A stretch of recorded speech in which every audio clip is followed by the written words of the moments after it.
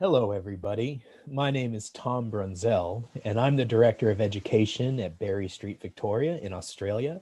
I'm also an honorary research fellow at the University of Melbourne Graduate School of Education. And today, it's my privilege to come and speak to you about trauma-informed perspectives on positive education, well-being strategies for the students who need them the most. I certainly want to begin my presentation by acknowledging that I'm coming to you from the land of the Wurundjeri people of the Kulin Nation, and I acknowledge this land and the elders of this land by extending this acknowledgement to all traditional custodians of lands that we're meeting on today. At Berry Street, we are one of Australia's largest family services organization, working with children and families, often in out-of-home care, and children who are struggling to engage with school. And so I get to share with you some of our strategies that have become our trauma-informed positive education way of doing things. And I want to be able to share with you the research and practice that has driven our work across Australia and beyond. Our research home, as you can guess, is the University of Melbourne. And if you'd like to check out more, I'm going to give you a few links and some ideas to follow our research and to see if it applies to your setting and your community. So you can imagine, we are very concerned with children, classrooms, and their schools who are really trying to support kids who are struggling with the impacts of trauma or chronic stress. And I'd ask you to consider, when you see behavior that you don't really want to see, behavior that distracts kids from learning and behavior that distracts kids from connecting to themselves, that this behavior can often look like totally annoying off-task behavior, but at Berry Street, in our approach, we like to see that as stressed behavior. Often these are kids that are quick to escalate, whose stress response goes from 0 to 100 in seemingly 2 seconds. Kids who are hiding or aggressing or dysregulating much faster than their mind wanted them to, but their bodies are moving at a much increased elevation for stress tolerance. And we also are concerned with kids that act out, as I've said, but also act in. They come within themselves, they dissociate, they withdraw, they give up way too easily on things that we know they can do because that's in their zone of proximal development, or in that zone that we've assessed that is their independent learning zone.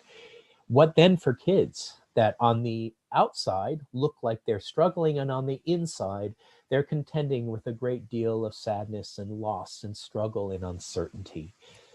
Well, we can also guess that kids are struggling due to a number of systemic influences, particularly in communities of educational inequity. And then COVID occurred for all of us worldwide. And I think you would agree that COVID has quickened the need to acknowledge trauma-informed well-being strategies for all of us. Because when we talk about trauma-informed well-being, we're not just talking about young people who are struggling from the impacts of adversity, but we're talking about all of us who have been continually exposed to the vicarious impacts of witnessing, hearing the stories, supporting our communities, and that takes a toll on us. From very recent research, we know that vulnerable students struggling to engage with learning are now further disengaged. We also know, specific to low-income schools, that COVID-19 has increased the equity gap and increased the barriers throughout the community for struggling students to meaningfully continue their education journeys by lack of access to the effective supports they need to continue learning on their own. And then, from a systemic perspective, the need for schools to have all the proper supports for social distancing and safe learning. And we know that in the attempts to mitigate the negative impacts of COVID-19 on students, teachers, and school staff are struggling to maintain their own well-being while trying to meet the pressing concerns for their own emotional management, the development of adequate skills for distance ed, and taking care of their own well-being and uncertain professional futures. So I've already dropped some literacy down in this short presentation, and I want to make sure that we talk about this notion of trauma because it's a big word. And at Berry Street, in our research and practice, we want to make sure we define that really well. And so I offer some, I think, helpful definitions to you. First, that trauma is an overwhelming experience that can undermine the individual's belief that the world is good and safe. So this is very much a definitional and quite a universal way of thinking, that for some of us, when we get up out of bed in the morning and go to our schools or our organizations where we work, we inherently think the world is there to catch us. And therefore, we trust in the world to help us take care of our own needs. However, for the children that we work with, we know that foundationally, they do not immediately assume that the world is there for their betterment. And so this foundational belief that the world is there for your safety, the world is there to be good to you, that's something we all have to build within our interactions with kids every day.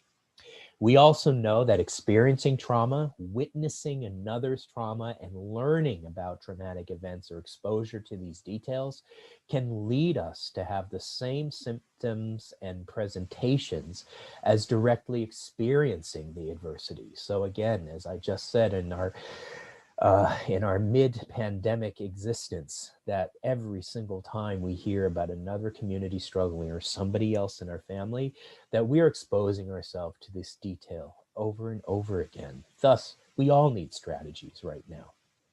We know that chronic stress and trauma impacts epigenetic factors passed down from generation to generation. So when we particularly center on the impacts of family violence and generational stress that can occur within, in Australian context, or Aboriginal communities, recently arriving refugee communities, and other communities impacted by systemic disadvantage, we know that this is not just something that young people experience for themselves, but in fact, the genome that is passed generation to generation in terms of things like stress regulation, fat storage that leads to healthy body regulation. All of these things can be impacted at the genetic level.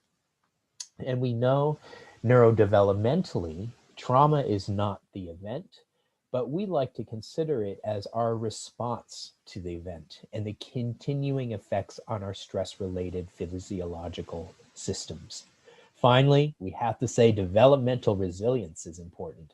We're not looking to make things easy or smooth sailing all the time for kids that struggle, but we want to give them the right challenge at the right time so they can build and practice their own strategies to take on challenging learning in the classroom.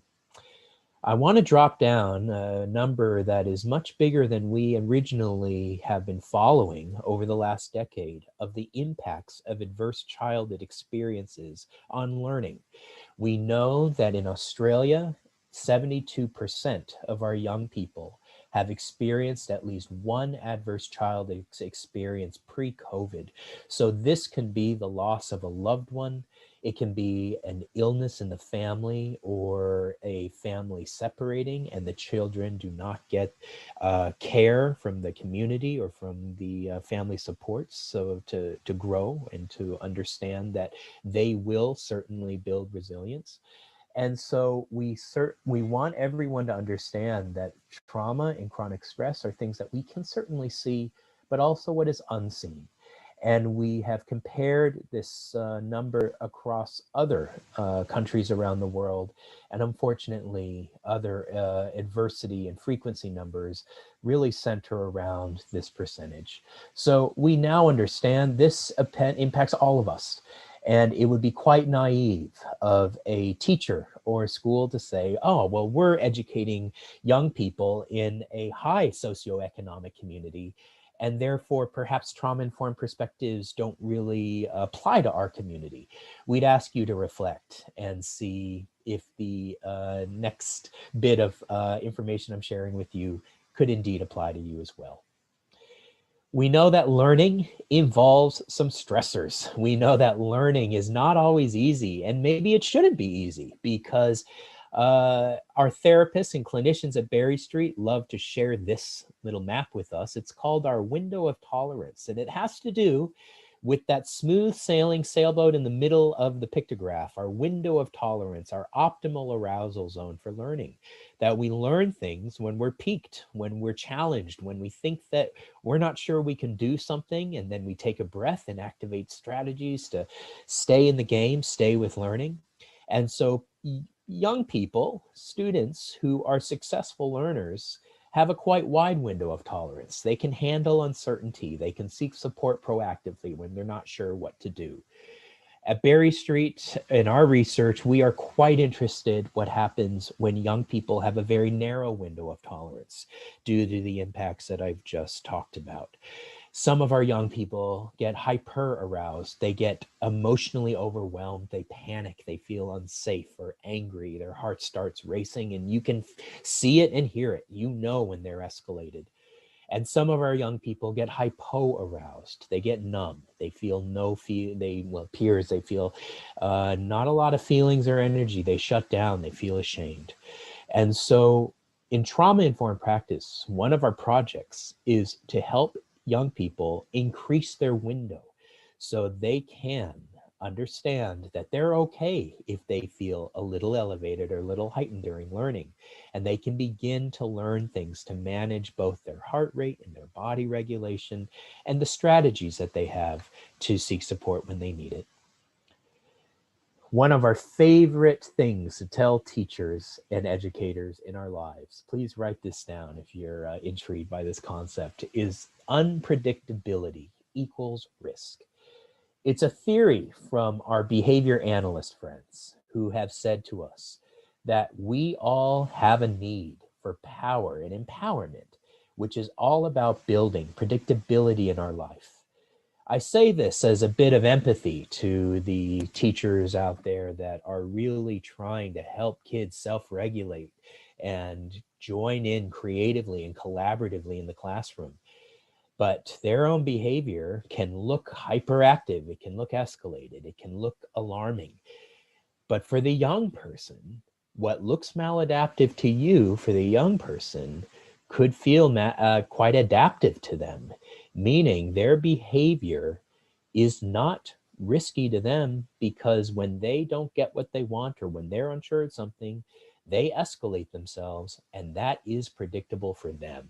It's counterintuitive for a lot of teachers who are saying, I'm the good person here. I'm not the person who's gonna yell at them or shame them in front of their peers. Why do they resist me when I ask them to stay on task?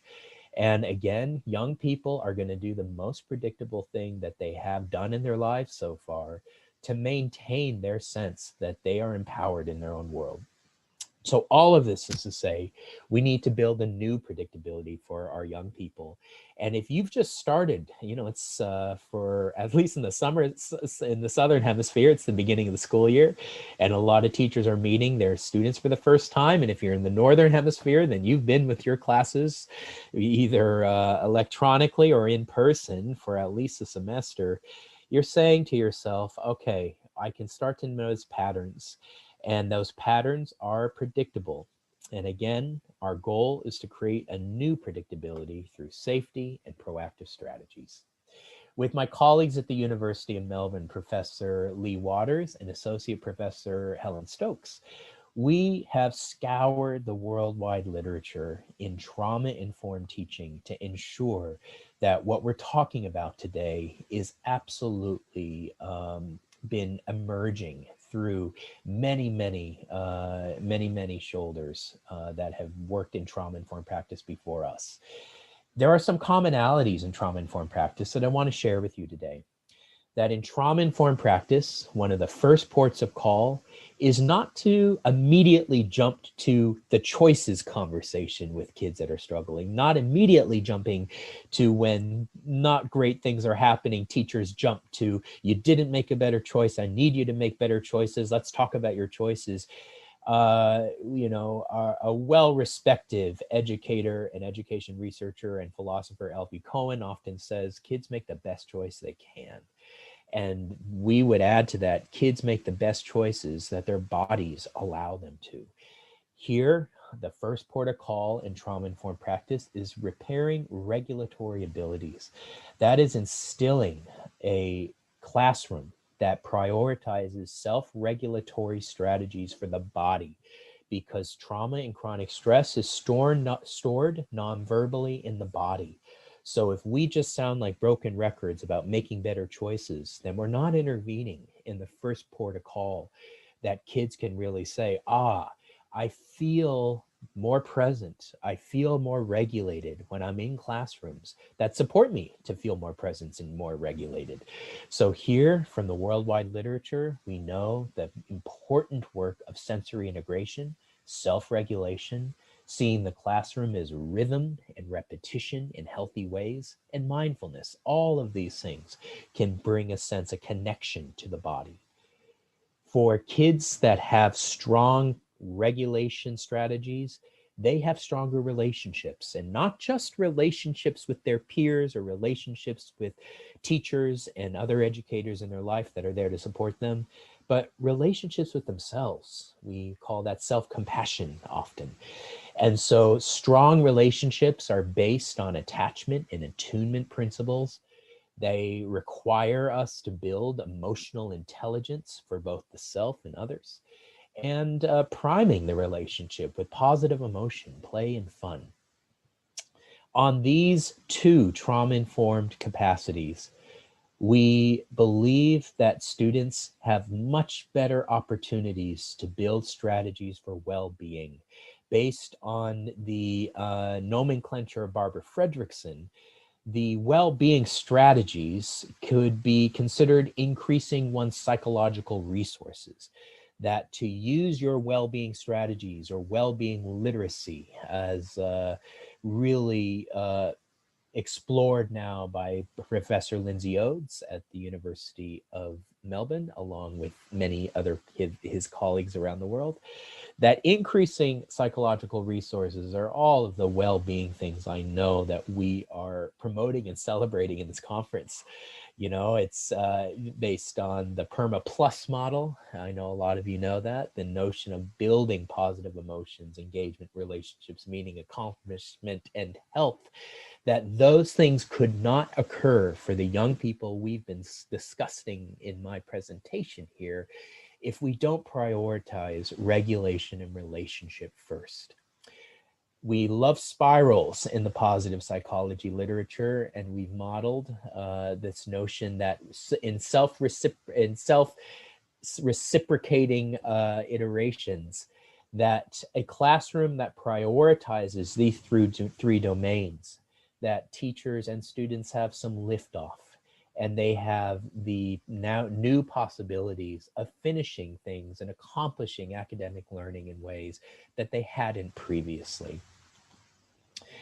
Our approach is based on the integration of two before this, silos of both research and practice, of trauma-informed education and positive education.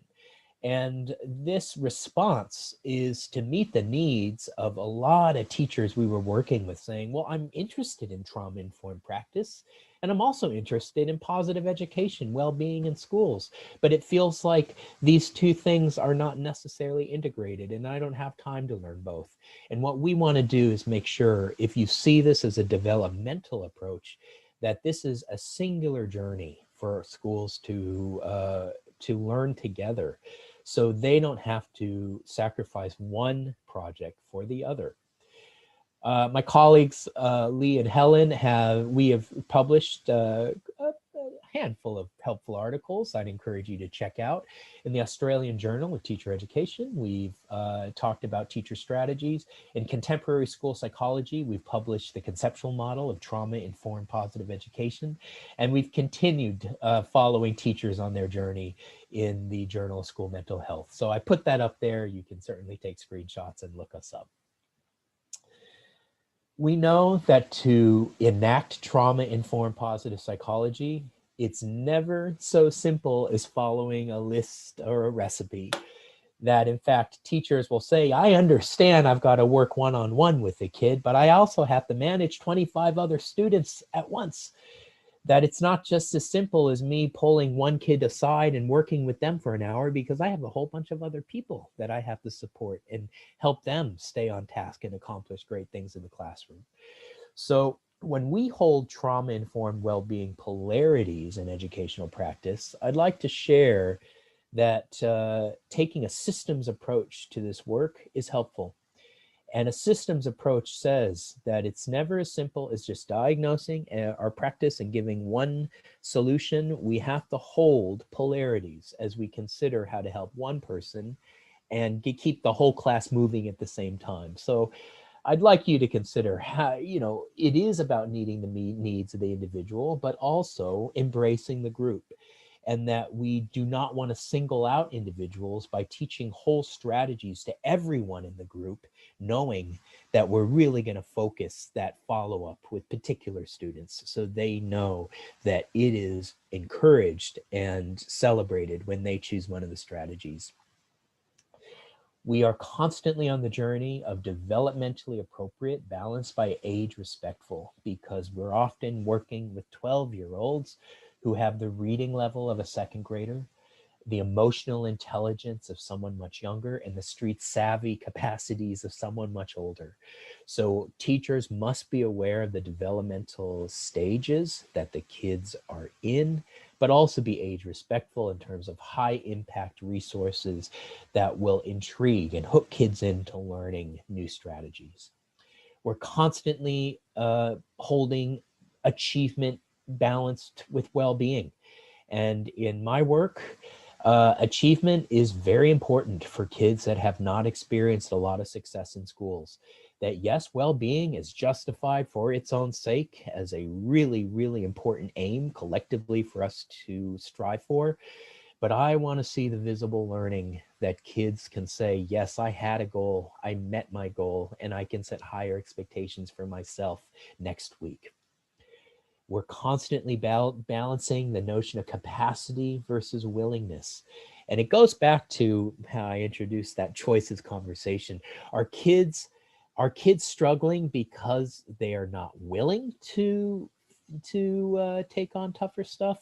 Or is it that we need to change the environment? We need to change ourselves as educators, holding space for kids to create the environment where they can build the capacity and the skills to increase their own motivation and willingness. We certainly are always looking at the balance between staff-directed, student-directed activities, and acknowledging unpredictability equals risk, that we want our classrooms and schools to feel predictable as in rhythm and structure, yet at the same time, we have to be agile to change and shift as the needs of the day require us to. All of these polarities are telling us that it's not easy, but it's possible to begin to increase our own window of tolerance around how we integrate new ideas and hold space for the learners that need our attention the most. Our practice model at Berry Street looks like this. You would not be surprised that we focus first on strategies for the body and regulating the body and connecting our bodies to this thing we need to learn called our brains. Our second strategy domain is around relationship, specifically the micro moments of relationship. When teachers are giving instructions to kids, or they're giving fix-it feedback to kids, or they're reminding kids to stay connected, to stay in the game, to stay in collaboration with their peers. It's all those micro moments that build relationships. And it's a challenge away from that huge notion that relationship is a capital R thing where we need to spend a lot of personalized time with people. In fact, we know that teachers don't have that time every day. And so I want to encourage you to think that relationships through a trauma-informed lens are really about the micro moments of what we bring to each moment we interact with kids. Then, based on our model of trauma-informed positive education, We take liftoff into building stamina for learning, particularly for kids that have not experienced academic persistence and perseverance to stick with tough stuff more than 5 minutes at a time. And so we want to build their stamina for learning 1 minute by minute by minute. We certainly care about engagement and motivation, and back to our positive psychology roots, we care a lot about being strengths-based and making sure that all teachers in a school know what this kid can do well. What are his strengths that he can build on? It can be difficult sometimes to remember that every single one of our students already has a set of character strengths that can lead them to success. We just have to make sure that we're primed to see those strengths first. Our work is called the Berry Street Education Model. And from our research, we know that teachers feel more possible to take on these challenges in the classroom when they've learned these strategies. One of my favorite quotes from a teacher that we followed for a pretty long period of time is she was learning these strategies. She said, "So now I'm going into this a lot calmer. And you know what? Screaming at them is not going to make a difference. That's how I've changed. I used to walk into my classroom and start by screaming at them. I used to walk into the classroom and say, if that kid's mucking up, I'm probably just going to yell at them because that's the only thing I know. But now, learning all of these students are different. What can I do to stay calm? How can I stay calm and still get the message across?" So that's how I've changed. I don't go in guns blazing anymore. I welcome you to find out more about our work, because we sure would like you to read about our research and see if you're interested in learning some of our strategies as well. Thank you very much for this opportunity, and I wish you the very best for the rest of the conference.